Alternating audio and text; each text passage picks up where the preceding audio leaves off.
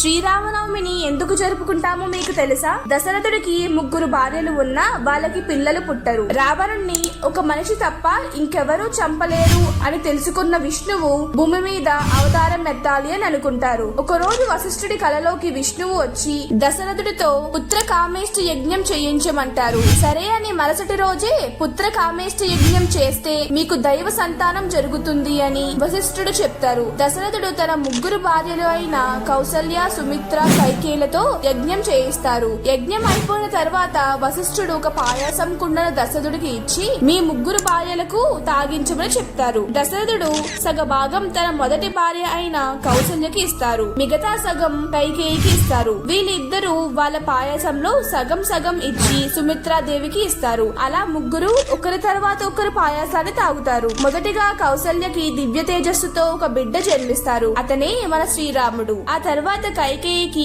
భరతుడు జన్మిస్తాడు. ఆ తర్వాత సుమిత్రాదేవికి లక్ష్మణుడు మరియు శత్రుఘ్నుడు జన్మిస్తారు. సాక్షాత్తు ఆ రాముడు మన భూమి మీద జన్మించిన రోజుని మనం శ్రీరామ నవమిగా జరుపుకుంటున్నాం. అందరూ చెప్పండి, జై శ్రీరామ్.